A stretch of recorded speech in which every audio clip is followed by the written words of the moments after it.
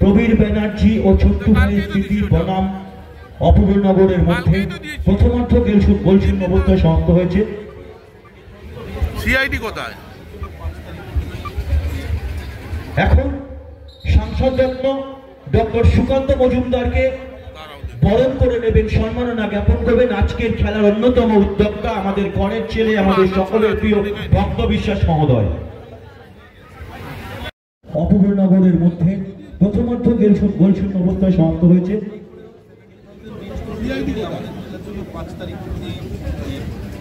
এখন সাংসদ রত্ন ডক্টর সুকান্ত মজুমদারকে বরণ করে নেবেন, সম্মাননা জ্ঞাপন করবেন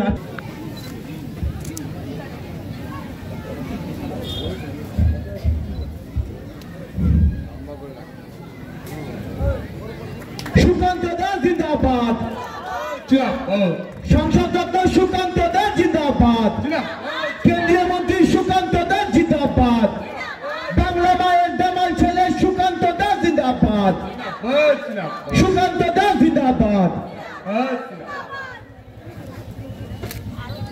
भारत माता की জয়। মাতা কি জয় জয়। আমি একজন উদ্বাস্তু পরিবারের মানুষ। আমার ঠাকুরদা 1947-এ বাংলাদেশ থেকে, বগুড়া থেকে এপারে চলে আসতে বাধ্য হন। কিন্তু এখন যখন আমরা ডক্টর শ্যামাপ্রসাদ মুখার্জির ফুলের ছবির সামনে আমরা ফুল দিচ্ছিলাম, আমি মালা দিচ্ছিলাম, সেই সময় বারবার মনে হচ্ছিল আমার, আজকে ডক্টর শ্যামাপ্রসাদ মুখার্জি যদি না থাকতেন, উনি যদি পশ্চিমবঙ্গটা না তৈরি করতেন, তাহলে আমরা বিলকান্দা ওয়ানে বসে আজকে খেলা দেখতে পারতাম না। সেই বাংলাদেশের মানুষরা যেভাবে নিজের ইজ্জত, ঘর বাড়ি বাঁচানোর জন্য সমানে লড়াই করে যাচ্ছে, আমাদেরকেও হয়তো ফুটবল খেলা বাদ দিয়ে সেখানে লড়াই করতে হতো মন্দির বাঁচানোর জন্য অথবা বাড়ির মেয়ের বইয়ের ইজ্জত বাঁচানোর জন্য।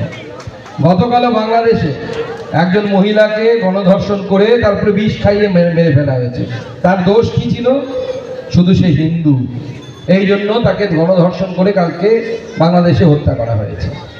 আজকে তাই ডক্টর শ্যামাপ্রসাদ মুখার্জিকে আমাদের প্রত্যেকটি বাঙালি যারা পশ্চিমবঙ্গে আছি তাদের স্মরণ করা উচিত। ডক্টর শ্যামাপ্রসাদ মুখার্জি যদি না থাকতেন, আজকে আমাদেরও অবস্থা বাংলাদেশি হিন্দুদের মতো হয়তো হতো।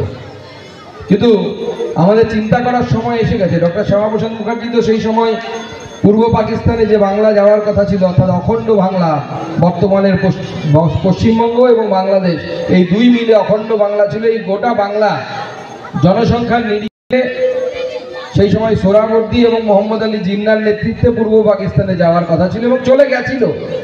ডক্টর শ্যামাপ্রসাদ মুখার্জি তাকে ভাগ করে পশ্চিমবঙ্গ তৈরি করেন এবং সেই পশ্চিমবঙ্গে আমরা অনেক এপার থেকে পালিয়ে এসেছি।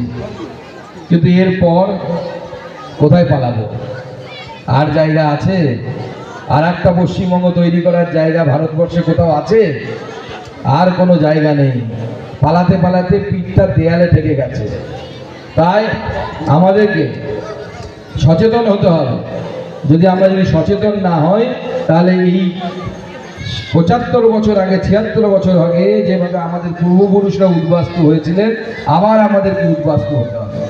তাই সামান্য কিছু টাকার লোভে বা অন্য কোনো লোভে আমরা বিভ্রান্ত যেন হয়ে না যায় যে আমরা কিন্তু ওপার বাংলা থেকে এপার বাংলায় সবুজ সাথী সাইকেল পাবো বলেও আসিনি, বা মোদিজির দেয়া বিনে পয়সায় রেশন পাবো বলেও আসিনি। আমরা এখানে এসেছিলাম কেন? আমার বাড়ির বউটা যেন সন্ধ্যেবেলায় তুলসী তলায় প্রদীপ জ্বালাতে পারে, সেই জন্য। ভারত মাতা কি, ভারত মাতা কি। আমার বৃদ্ধ বাবা যেন গলায় কাঠের মালা পরতে পারে, সেই জন্য এসেছিলাম ওপার থেকে পালিয়ে। সবুজ সাথী সাইকেল চালাবো বলে আসিনি। আমার বউটা যেন মাথায় সিঁদুর পড়তে পারে, সেই জন্য ওপার বাংলা থেকে পালিয়ে এসেছিলাম। হাতে যেন শাখা পড়তে পারে, শঙ্খ পড়তে পারে, সেই জন্য পালিয়ে এসেছিলাম। এইটা যেন কোনো আমরা না ভুলি। আর যদি ভুলি, তাহলে পশ্চিমবঙ্গ আগামী দিনে আমাদের ভুলতে হবে, অন্য কোথাও আবার উদ্বাস্তু হয়ে যেতে হবে। কিন্তু যাবার জায়গা আর ভারতবর্ষে নেই। সেই জন্য আমাদের শাস্ত্রে বলা আছে, ধর্ম রক্ষিত রক্ষিতা। ভারত মাতা কি। অর্থাৎ বাংলা করলে দাঁড়ায়, আমরা যদি ধর্মকে রক্ষা করি, ধর্ম আমাদেরকে রক্ষা করবে। আমরা যদি ধর্মকে রক্ষা না করি, ধর্ম আমাদেরকে রক্ষা করবে না। তাই আজকে সচেতন হওয়ার সময় এসেছে।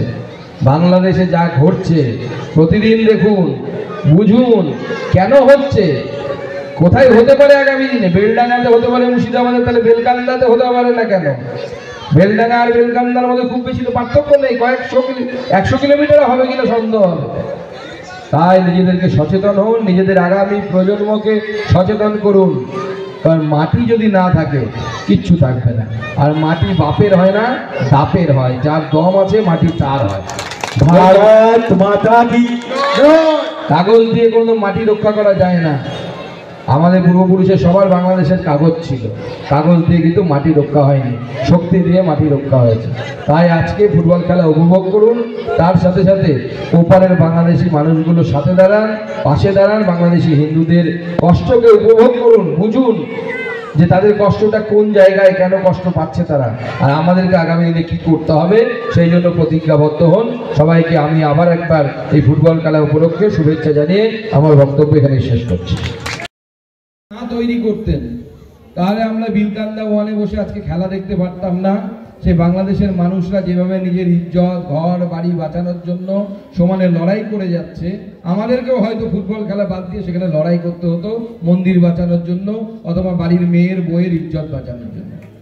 গতকালও বাংলাদেশে একজন মহিলাকে গণধর্ষণ করে তারপরে বিষ খাইয়ে মেরে ফেলা হয়েছে। তার দোষ কি ছিল? শুধু সে হিন্দু, এই জন্য তাকে গণধর্ষণ করে কালকে বাংলাদেশে হত্যা করা হয়েছে। আজকে তাই ডক্টর শ্যামাপ্রসাদ মুখার্জিকে আমাদের প্রত্যেকটি বাঙালির যারা পশ্চিমবঙ্গে আছি তাদের স্মরণ করা উচিত। ডক্টর শ্যামাপ্রসাদ মুখার্জি যদি না থাকতেন আজকে আমাদেরও অবস্থা বাংলাদেশি হিন্দুদের মতো হয়তো হতো।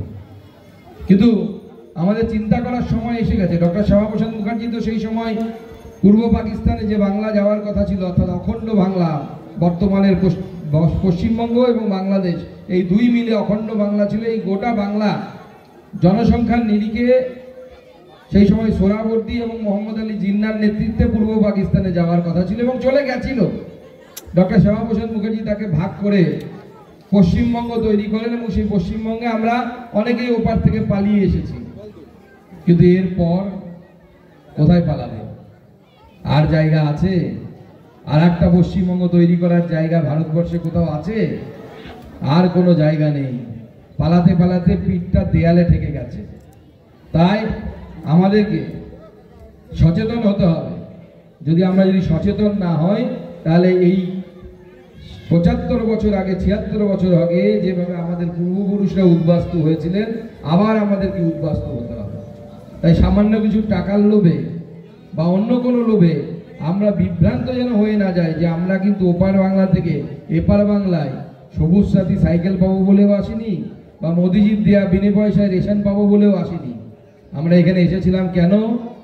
আমার বাড়ির বউটা যেন সন্ধ্যেবেলায় তুলসী তলায় প্রদীপ জ্বালাতে পারে, সেই জন্য। ভারত মাতা কি, ভারত মাতা কি। আমার বৃদ্ধ বাবা যেন গলায় কাঠের মালা পড়তে পারে, সেই জন্য এসেছিলাম ওপার থেকে পালিয়ে। সবুজ সাথী সাইকেল চালাবো বলে আসেনি। আমার বউটা যেন মাথায় সিঁদুর পড়তে পারে, সেই জন্য ওপার বাংলা থেকে পালিয়ে এসেছিলাম। হাতে যেন শাখা পড়তে পারে, শঙ্খ পড়তে পারে, সেই জন্য পালিয়ে এসেছিলাম। এইটা যেন কোনোদিন আমরা না ভুলি। আর যদি ভুলি তাহলে পশ্চিমবঙ্গ আগামী দিনে আমাদের ভুলতে হবে, অন্য কোথাও আবার উদ্বাস্তু হয়ে যেতে হবে। কিন্তু যাবার জায়গা আর ভারতবর্ষে নেই।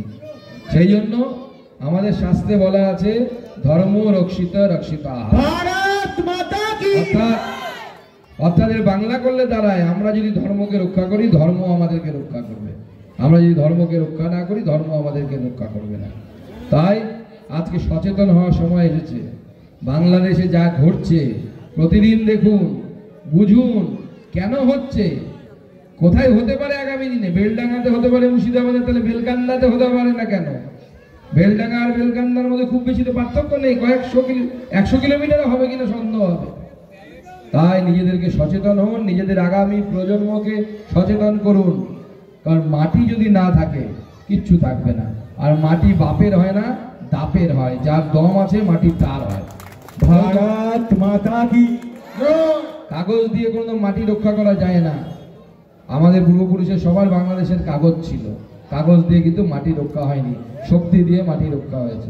তাই আজকে ফুটবল খেলা উপভোগ করুন, তার সাথে সাথে ওপারের বাংলাদেশি মানুষগুলোর সাথে দাঁড়ান, পাশে দাঁড়ান। বাংলাদেশি হিন্দুদের কষ্টকে উপভোগ করুন, বুঝুন যে তাদের কষ্টটা কোন জায়গায়, কেন কষ্ট পাচ্ছে তারা, আর আমাদেরকে আগামী দিনে কি করতে হবে সেই জন্য প্রতিজ্ঞাবদ্ধ হন। সবাইকে আমি আবার একবার এই ফুটবল খেলা উপলক্ষে শুভেচ্ছা জানিয়ে আমার বক্তব্য এখানে শেষ করছি। কাশ্মীরি শালওয়ালাদের উপর পুলিশকে নজরদারি করতে বলছে, কি বলবেন? দেখুন, আমার যেটা মনে হয়, বাংলায় একটা কথা আছে, ঘর পোড়া গরু সিঁদুরে মেঘ দেখলে ডরায়। বনগাঁ সহ বিস্তীর্ণ এলাকার মানুষ কিন্তু উদ্বাস্তু এলাকা থেকে, মানে উদ্বাস্তু মানুষ, অর্থাৎ বাংলাদেশ থেকে তারা পালিয়ে আসা মানুষ, এবং তারা পালিয়েছিলেন, সোজা কথা সোজাভাবে বলা ভালো, ধর্মের জন্য, ধর্ম বাঁচানোর জন্য, হিন্দু হওয়ার জন্য পালাতে বাধ্য হয়েছিলেন। তো স্বাভাবিকভাবে তাদের কাছ থেকে তারও অ্যাক্টিভনেস আশা করব আমরা। তারা যদি নিজের কষ্টটাকে না বোঝে যে আমরা ওপার থেকে পালিয়ে এসেছিলাম, আবার যদি এই এলাকার ডেমোগ্রাফি চেঞ্জ হয়ে যায়, জনবিন্যাস চেঞ্জ হয়ে যায়, পরিবর্তন হয়ে যায়, হিন্দুরা যদি সংখ্যালঘু হয়ে যায়, তাহলে পরে আবার পালাতে হবে এখান থেকে। তৃণমূল পঞ্চায়েত বলছে সিসিটিভি দিয়ে মুড়ে ফেলছে নজরদারি চালানোর জন্য। তৃণমূল পুরপ্রধান আবার কাশ্মীরি শালওয়ালাদের নজরদারি করতে না, সেও তো উদ্বাস্তু, সেও তো ওই পার থেকে লাতিকে এই পারে এসেছে খেদানকে। কাশ্মীরি শালওয়ালা তার জঙ্গি হতে পারে। না, সে তো সম্ভাবনা থাকেই, আমি অস্বীকার করবো না। যদি ভালো কাজ করে থাকে, আমি ভালো কাজে তাকে আমি বলবো যে ধন্যবাদ ভাই, তুমি ভালো কাজ করেছো, দেশ সবার আগে।